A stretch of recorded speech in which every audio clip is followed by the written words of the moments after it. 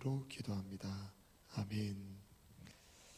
오늘 말씀은 민수기 9장으로 한번 넘어가겠습니다. 15절부터 볼 건데요. 말씀을 이렇게 펴놓고요. 그 다음 오늘 중보자의 인도에 대한 메시지를 나누겠습니다. 중보자의 인도. 중보자 모세는 어떤 방법으로 이스라엘 백성들을 인도했는가라는 질문으로 말씀을 대하겠습니다. 하나님의 사인 두 가지 신호가 있습니다. 하나님의 두 가지 신호를 첫 번째는 구름. 이 구름은 제가 보이는 말씀이라고 한번 정리해 봤어요. 방향을 인도하는 법. 나팔, 들리는 말씀입니다. 행동을 알리는 법. 하나님의 말씀을 통해 어디로 가야 할지, 무엇을 해야 할지 가르쳐 주십니다. 오늘의 핵심인데요. 그래서 먼저 구름에 대해서 나누고 다음은 나팔 소리에 대해서 나누겠습니다. 첫 번째, 구름, 보이는 말씀. 말씀이 보입니다. 말씀을 보게 되죠. 첫 번째 말씀은 구름의 움직임입니다. 하나님이 구름의 움직임을 통해서 이스라엘 백성들이 가야 할 길을 안내했습니다. 민수기 9장 15절로 16절 말씀입니다. 함께 읽습니다. 시작. 성막을 세운 날에 구름이 성막 곧 증거의 성막을 덮었고 저녁이 되면 성막 위에 불 모양 같은 것이 나타나서 아침까지 이르렀으되 항상 그러하여 낮에는 구름이 그것을 덮었고 밤이면 불 모양이 있었는데 15절에 보니까 성막을 세운 날에 라고 말씀하시죠. 여러분, 성막에는 무엇이 있죠?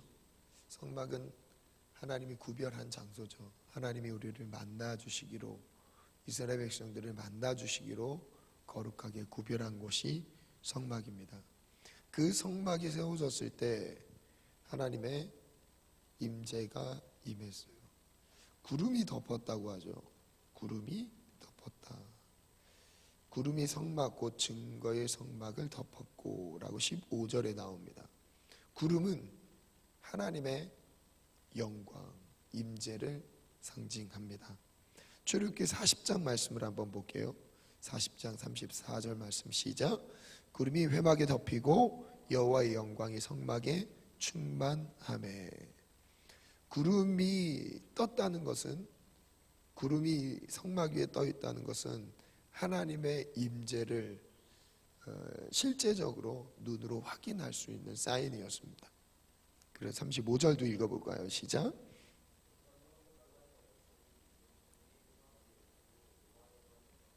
여호와의 영광이 성막에 충만했었다. 그래서 구름은 여호와의 영광이 충만하게 임재하고 있다는 것을 보여주고 있습니다. 그러니까 눈으로 확인할 수 있게 나타냈던 거죠.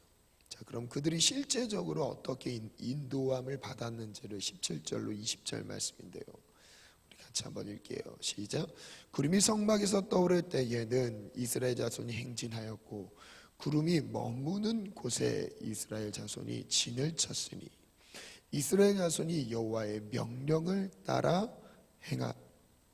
행진하였고 여호와의 명령을 따라 진을 쳤으며 구름이 성막 위에 머무는 동안에는 그들이 진영에 머물렀고 구름이 성막 위에 머무는 날이 오를 때에는 이스라엘 자손이 여호와의 명령을 지켜 행진하지 아니하였으며 혹시 구름이 성막 위에 머무는 날이 적을 때에도 그들이 다만 여호와의 명령을 따라 진영에 머물고 여호와의 명령을 따라 행진하였으며. 두 가지 행동 명령이 나오죠. 구름이 떠오를 때는 어떻게 하라고요? 행진하라. 구름이 머무는 동안에는 진을 쳐라. 이 두 가지 행동 명령을 주셨습니다. 이제 구름이 떠오를 때, 구름이 멈췄을 때, 구름은 성막 위에 있었죠. 말씀에서 제가 밑줄을 걷던 부분들이 좀 있어요. 17절에서는 성막이 떠오를 때, 그죠? 그리고 18절에 성막 위에 구름이 머무는 동안, 19절 구름이 성막 위에 머무는 날, 20절 구름이 성막 위에 머무는 날. 구름이 이스라엘 백성들 위에 머물렀다고 안 합니다. 성막 위에 머물렀다. 이스라엘 백성들이 가는 길을 구름이 인도했던, 구름이 따라다녔던 게 아니라 성막의 움직임, 구름의 움직임에 따라 이스라엘 백성들이 맞춰 가야 했던 것입니다. 자, 다시요. 여기에서는 정말 중요한 주체가 이스라엘 백성이 아닙니다. 주체는 성막이에요. 즉 하나님의 임재인 거예요. 하나님의 임재가 있는 곳에 이스라엘 백성들이 따라갔어야 돼요. 하나님의 임재, 하나님의 영광이 머무는 곳에 이스라엘 백성들은 반응하면서 순종하면서 가야 됐던 겁니다. 40장 38절, 출애굽기 40장 38절 볼게요. 함께 읽어볼까요? 시작. 낮에는 여호와의 구름이 성막 위에, 밤에는 불이 그 구름 가운데에 있음을 이스라엘 온 족속이 그 모든 행진하는 길 그들의 눈으로 보았더라. 눈으로 보았더라.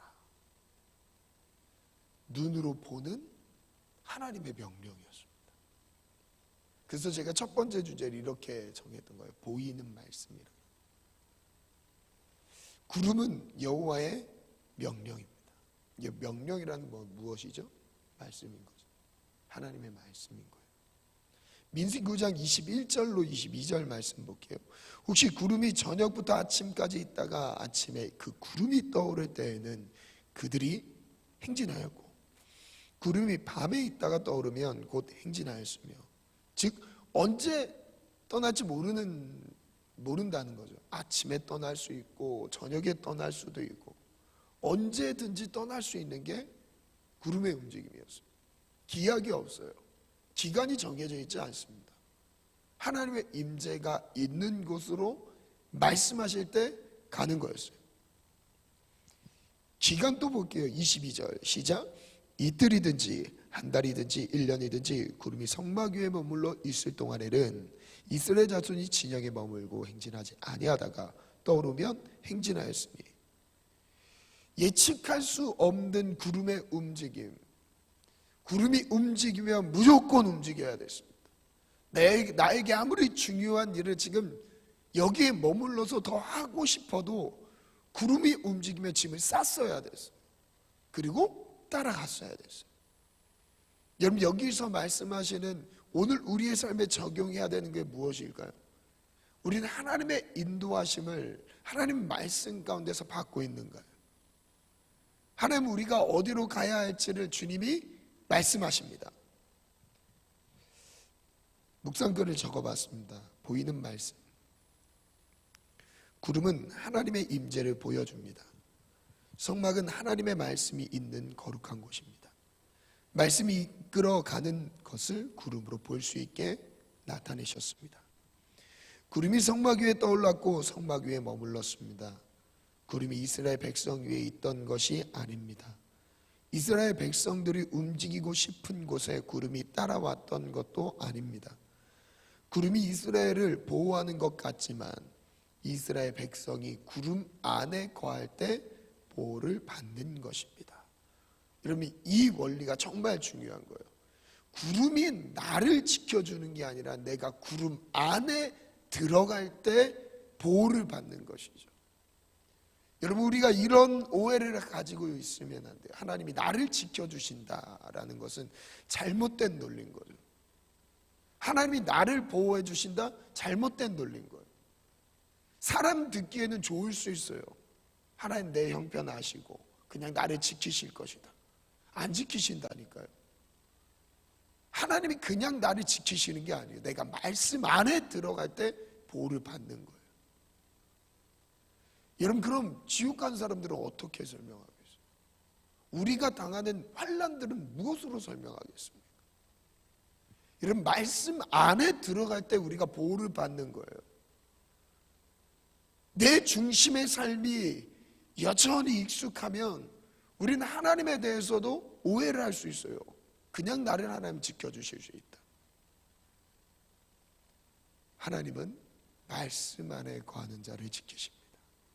그래서 우리가 우리 안에 가장 안전한 곳이 어디냐면 하나님의 말씀 안에요. 주체가 이스라엘 백성이 아니라 하나님의 말씀이라는 것을 기억해야 합니다. 삶의 중심은 우리에게 있는 것이 아닙니다. 하나님의 말씀에 따라 움직여야 합니다.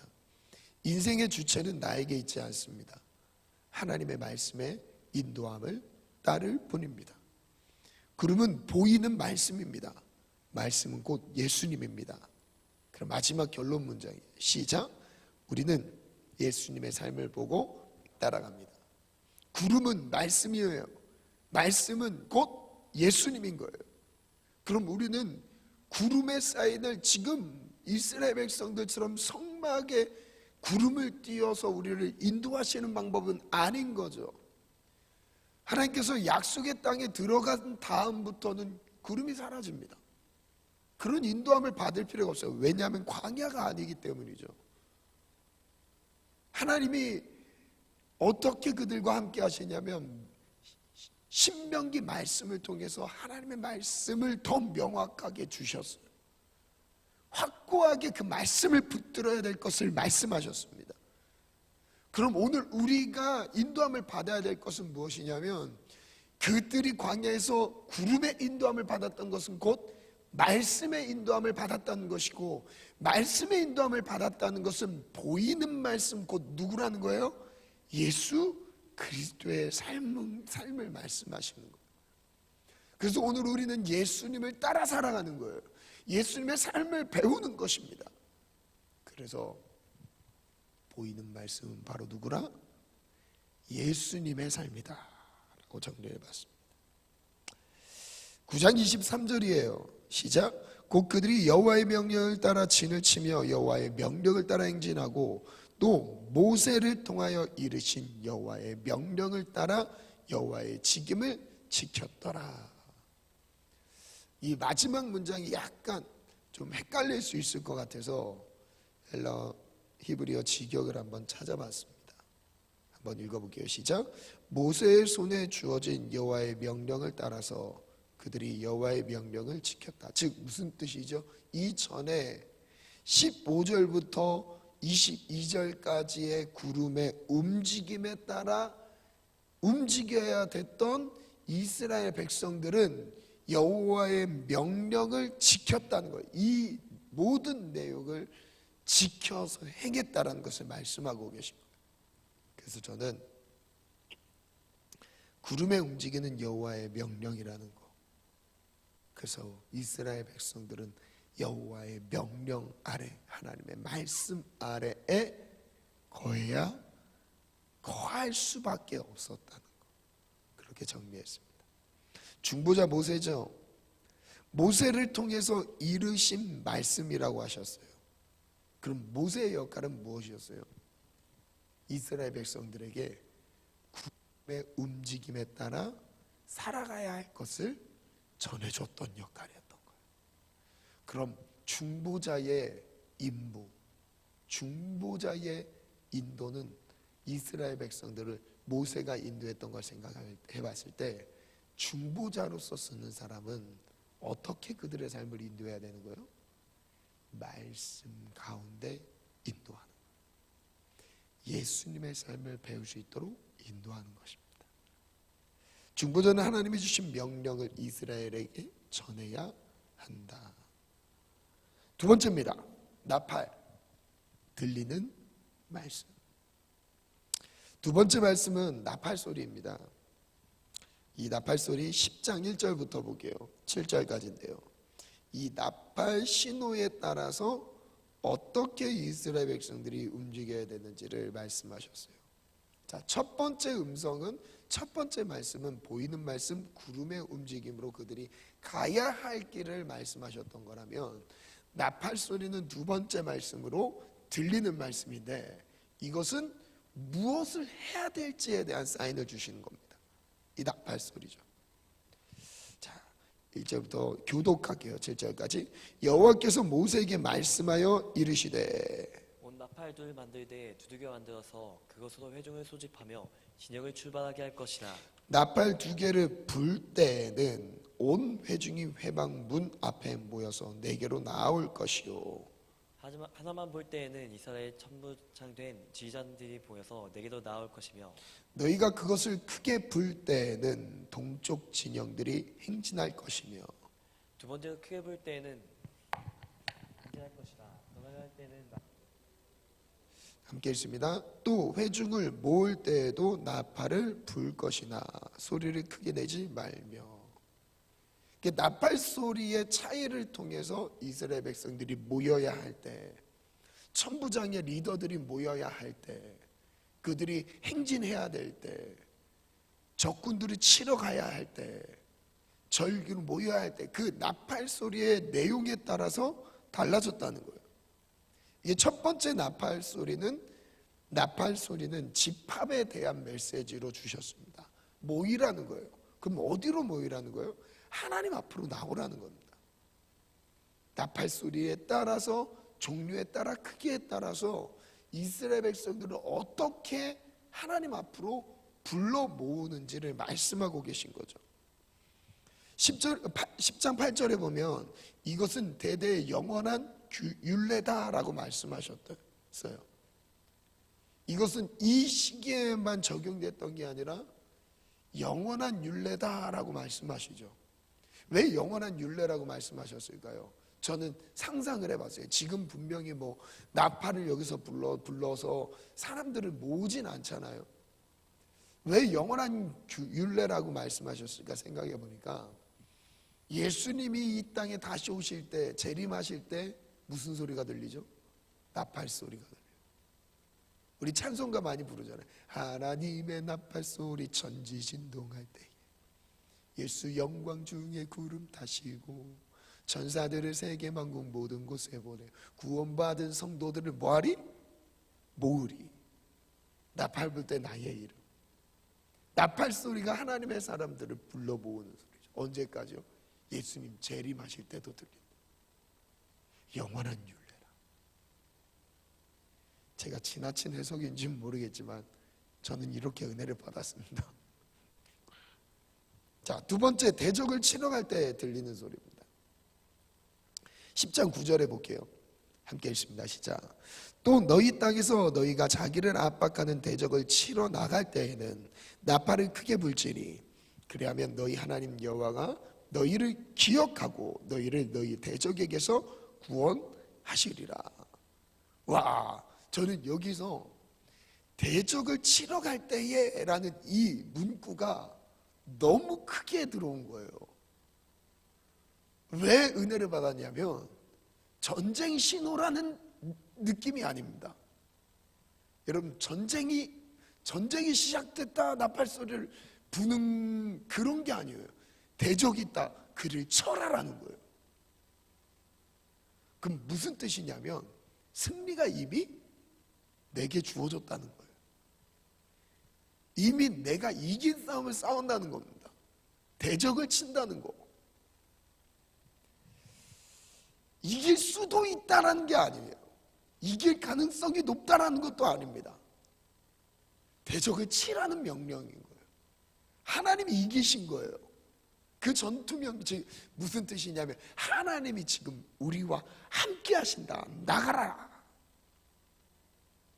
여러분, 이게 그대로 적용된 말씀이 어디예요?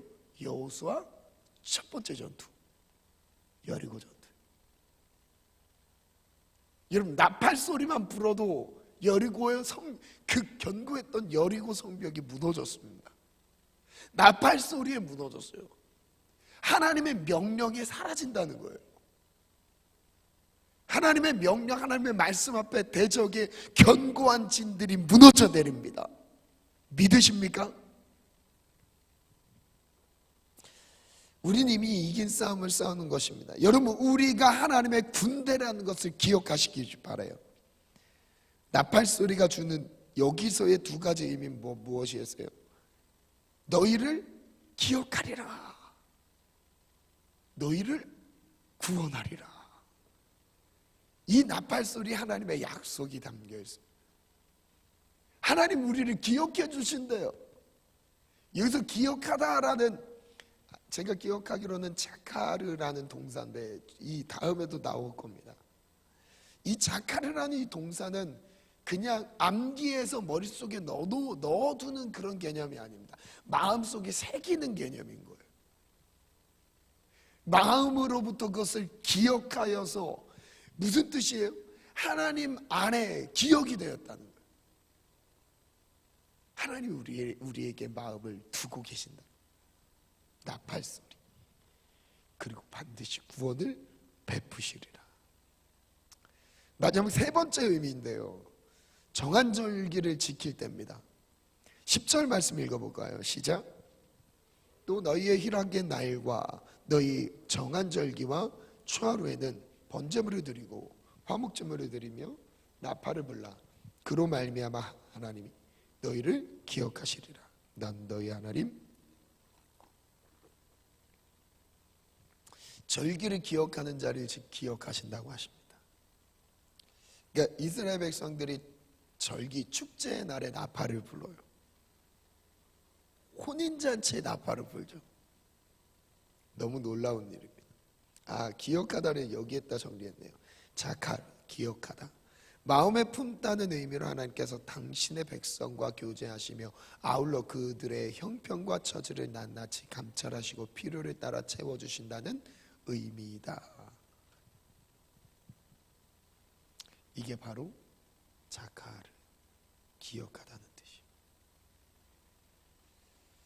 뜻이에요. 나팔 이외에 이제 유대인들이 지금 나팔을 불면서 지키는 의미를 네 가지로 정리를 해봤는데, 첫 번째는 테키야라고 합니다. 왕의 대관식, 왕의 출정식, 왕이 행차할 때 나팔을 붑니다. 왕이 오셨다, 나팔을 부는 거예요. 두 번째, 쉐바림, 회개하라, 회개를 촉구할 때 나팔을 붑니다. 세 번째, 테루아, 영적인 각성, 깨어나라 부를 때 나팔을 붑니다. 빰빰빰빰빰, 바로 기상 나팔. 군대가 갑자기 생각나네요. 네 번째, 테키야 하가돌, 하나님의 음성을 의미합니다. 전 이 네 가지에서 한 문장으로 한번 정리해요. 이 네 가지를 종합해서 나팔 소리에 하나님의 마음이 담겨 있으며 나팔 소리로 하나님의 뜻을 분별합니다. 이 나팔 소리는 결국 하나님의 음성이라는 거예요. 하나님이 내게 무엇을 원하시는지, 내가 지금 무엇을 해야 되는지를 말씀하시는 소리가 나팔 소리인 거죠. 그래서 들리는 말씀으로 정리해봤습니다. 나팔 소리를 듣고 하나님의 뜻을 분별합니다. 나팔 소리를 듣고 우리는 무엇을 해야 하는지 알 수 있습니다. 하나님 앞으로 나와야 하는지, 대적을 쳐야 하는지, 하나님을 기억하여 부르든지, 이건 절기를 의미하죠. 이 모든 행위는 나팔 소리로 함께 하시는 하나님을 느낄 수 있습니다. 나팔 소리는 말씀과 같습니다. 말씀은 곧 예수님입니다. 우리는 예수님의 음성을 기억하고 따라갑니다. 저는 좀 자유로운 성향의 사람입니다. 좀 많이 자유로워요. 그런데 정해진 틀 안에서의 자유로움을 가지고 있습니다. 그 자유로움은 무엇이냐면 주님 말씀하신 것에 있어서는 그냥 자유하려고 해요. 이스라엘 백성들에게 가라, 멈춰라라는 제안은 주셨지만 절뚝거리면서 가든지 뛰면서 가든지, 그거는 그 사람들의 자유인 거예요. 그리고 무엇을 해야 되는지를 말씀하시는 분명한 사인이 있지만 그 외에는 자유함이 있는 거예요.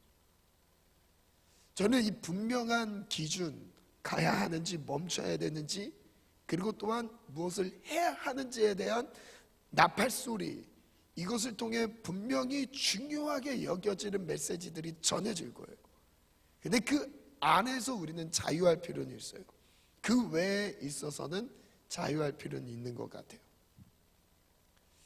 나팔, 구름과 나팔은 정리해봤습니다. 구름과 나팔은 하나님의 말씀입니다. 이 하나님의 말씀은 무엇이에요? 예수님이죠. 그래서 이것을 마지막 부분으로 이렇게 정리해봤어요. 예수님이 재림하실 때 두 가지 징조를 강조하십니다. 바로 구름 타고 오시는 것과 나팔 소리를 강조해요. 자, 생각해 볼게요. 나팔 소리가 강조되는 거, 나팔을 어느 상황에 불어요? 왕이 행차하실 때 부릅니다. 왕 대신 예수님이 오신다는 거예요. 나팔을 언제 불어요? 특별한 날, 절기, 잔치를 베풀 때 나팔을 붑니다. 혼인잔치가 벌어졌다는, 천국 혼인잔치. 신랑 대신 예수님과 신부된 우리 교회의 모습. 나팔 소리를 또 언제 불어요? 대적을 칠 때 부르죠. 사단의 머리를 완전히 깨트리시는 영적 전쟁의 승리를 선포하는 나팔 소리. 여러분, 예수님의 재림의 날에는 완전한 승리가 우리에게 눈앞으로 확인되는 날입니다. 사단이 무적행으로 떨어지고 이제 우리는 영원하신 하나님과 승리를 누리며 승리를 누리는 그 순간인 거죠. 그게 바로 예수님의 재림의 메시지와도 다 연결되어 있어요. 두 가지 징조를 기억하면서 말씀을 그럼 제가 찾아봤어요. 데살로니가전서 4장 16절에 보니까 주께서 호령과 천사장의 소리와 하나님의 나팔 소리로 친히 하늘로부터 강림하시리니, 나팔 소리를 내시면서 예수님이 강림하신다, 예수님 재림하신다 라고 말씀하셨죠. 고린도전서 15장 51절로 52절, 보라 내가 너희에게 비밀을 말하노니 우리가 다 잠잘 것이 아니오, 마지막 나팔의 순식간에 호련이 다 변화하리니, 나팔 소리와 함께 부활이 이루어진다라는 거, 깨운다는 소리죠. 잠자는 영혼을 깨우십니다. 52절 시작.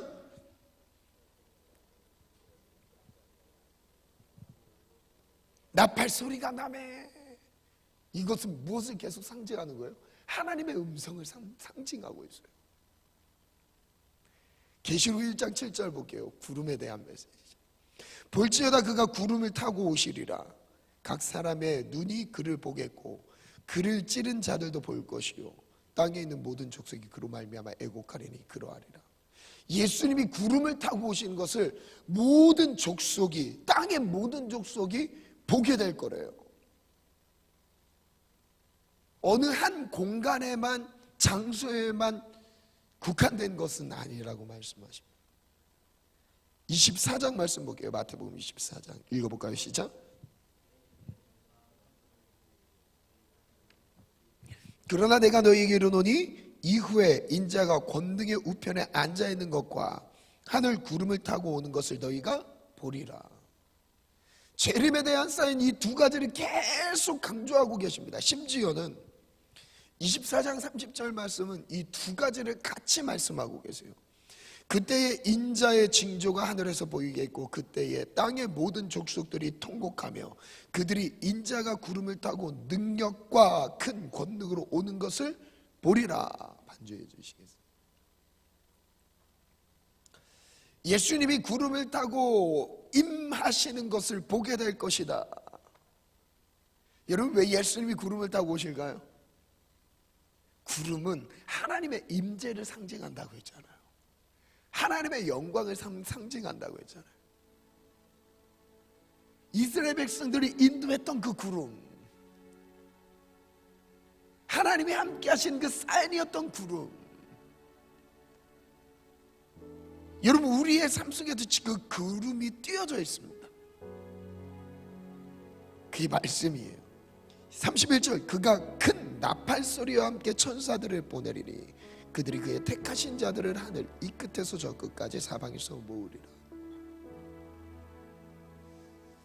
저는 이 말씀을 이렇게 묵상한 적은 또 처음입니다. 이것을 같이, 구름의 이동과 나팔 소리를 같이 예수님의 재림으로까지 이어서 묵상한 건 사실 처음이에요. 여러분, 이것은 말씀을 의미해요. 구름의 움직임은 우리가 안고 일어서면 가야 할고 멈춰야 될 것을 말씀하신 하나님의 사인인 거죠. 여러분, 무슨 근거로 우리가 움직이고 있습니까? 바로 그것이 하나님의 말씀이 되기를 원합니다.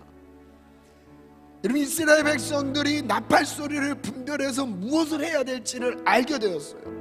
그 가르침을 받았습니다. 그 나팔 소리를 듣고 분별해서 움직였어요. 여러분, 하나님의 음성이 바로 이렇게 우리에게 적용되기를 원합니다. 구름은 하나님의 말씀입니다. 보이는 하나님의 말씀입니다. 나팔 소리는 들리는 하나님의 말씀입니다. 오늘 우리에게 주시는 말씀인 거예요. 이 두 가지는 모두 다 예수님을 의미하고 있어요. 오늘 우리의 예수님의 삶을 보고 따라가야 되고요, 예수님의 음성을 듣고 따라가야 됩니다. 오늘 우리는 예수님을 따라가야 돼요. 다시 오실 그 예수님은 구름 타고 오실 것이고 나팔 소리와 함께 임재하실 거예요. 오늘 우리가 깨어있기를 원합니다. 그 음성에 반응하기를 원합니다. 예수님의 삶을 본받기 원합니다. 예수님의 삶이 우리의 삶의 모델이 되기를 원합니다. 예수님을 따라해 가기를 원합니다. 예수님의 음성을 듣고 따라가기를 원합니다. 이것이 우리의 기도 제목이 되기를 원합니다. 우리 말씀을 기억하면서 주님을 세 번 찾고 하시면서 기도합니다. 주여, 주여, 주여.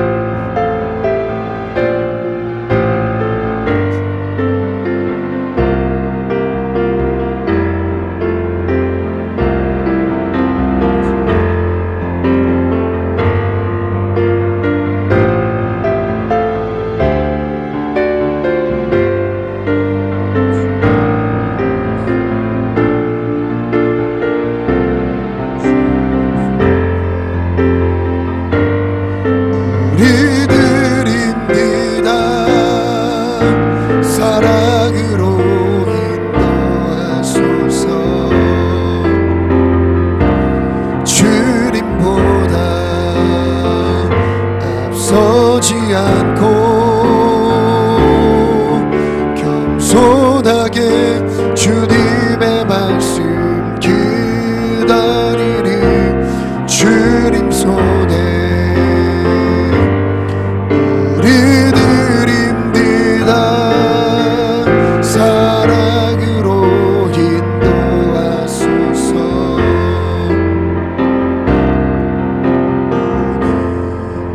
이곳에 계신 우리에게 말씀하시고 우리 가르치소서. 같이 우리 맘 열어주시고 주의 빛으로 밝혀 우리 인도하소서. 오늘 이곳에 계신 성령님 우리에게 말씀하시고 우리 가르치소서. 같이 우리 맘 열어주시고 주의 빛으로 밝혀 우리 인도하소서. 주님보다 앞서지 않고 겸손하게 주님의 말씀 기다리리. 주님 손에 우리들 힘들다. 사랑으로 인도하소서. 주님보다 앞서지 않고 겸손하게 주님의 말씀 기다리리.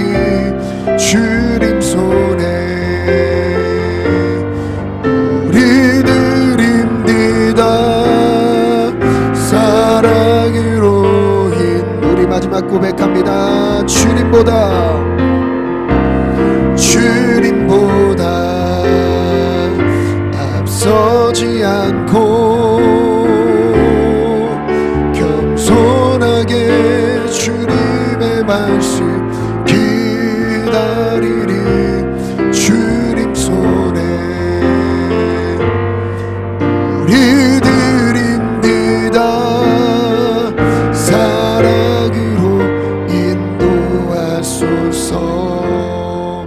기도 제목 두 가지 띄워주시고 우리 함께 믿음으로 선포하겠습니다. 구름은 보이는 말씀입니다. 구름의 움직임에 따라 하나님의 인도하심을 따랐던 것처럼 하나님의 말씀으로 인도함을 따르게 하소서. 말씀이신 예수님의 삶을 따라 살아가길 원합니다. 나팔 소리는 들리는 말씀입니다. 이스라엘 백성이 나팔 소리를 듣고 무엇을 해야 할지 알 수 있었던 것처럼 하나님의 말씀 안에서 하나님의 뜻을 분별하여 살아가길 원합니다. 말씀이신 예수님의 음성을 듣고 행하길 원합니다. 이제 이 모든 걸 종합해서 중보자는 무엇이냐? 보이는 말씀이신 예수님의 삶으로 인도하는 거예요. 그리고 또한 들리는 말씀인 예수님의 음성을 들려지게 하는 거예요. 하나님의 말씀으로 인도하는 것이 중보자들의 인도하는 거예요. 오늘 우리가 주변에 있는 영혼들을 하나님의 말씀으로 인도하길 원합니다. 하나님의 말씀 가운데 갈 수 있도록 돕기를 원합니다. 예수님께 인도하기를 원합니다. 예수님 안으로 들어갈 수 있도록 인도하기를 원합니다. 이것이 우리의 역할과 사명이라는 것, 오늘 우리가 모세처럼 하나님 그 중간에서 하나님의 말씀을 들려줄 수 있는 자가 되게 도와주시옵소서. 구름과 나팔 소리를 분별하여 하나님의 뜻을 분별할 수 있도록 인도하게 도와주시옵소서. 우리 다같이 말씀을 의지하여서 주님 세 번 찾고 각자 기도하고 돌아갑니다. 주여, 주여, 주여.